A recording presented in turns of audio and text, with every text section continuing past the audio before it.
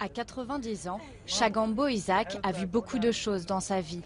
Mais lorsque la pluie s'est arrêtée de tomber pendant 3 années consécutives en Somalie, elle n'a pas eu d'autre choix que de plier bagages et de partir en direction de Mogadiscio à pied. C'était il y a 5 mois. Beaucoup se sont dirigés vers cette ville pourtant déchirée par la guerre, dans l'espoir d'y trouver de l'aide.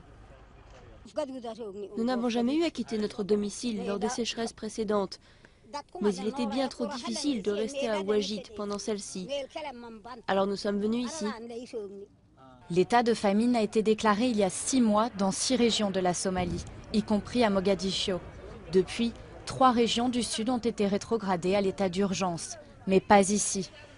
Pourtant, des progrès ont été faits. Des centres de ravitaillement, comme celui-ci, ont aidé à réduire les taux de mortalité et de malnutrition. On y distribue entre 5 et 6 milliers de repas chauds par jour. Il y a eu beaucoup de progrès de fait ces derniers mois, parce que des gens du monde entier sont venus nous aider. Mais la Somalie est confrontée à un autre problème majeur, sa sécurité. Des pans entiers du territoire n'ont pas accès à l'aide internationale en raison de la présence des rebelles islamistes Al-Shabaab. Et même si les tensions se sont apaisées dans la capitale ces dernières années, les attentats font partie du quotidien. Conséquence, toujours plus de victimes. Près de 250 000 personnes souffrent toujours de la famine et la situation est vraiment critique.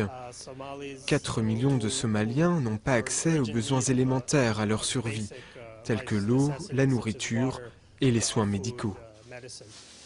L'Organisation des Nations Unies affirme que l'aide internationale a porté ses fruits en Somalie, mais réclame 1,2 milliard d'euros supplémentaires d'ici 12 mois. Une somme qui sera investie dans des projets à long terme, de façon à éviter qu'une telle crise humanitaire se reproduise.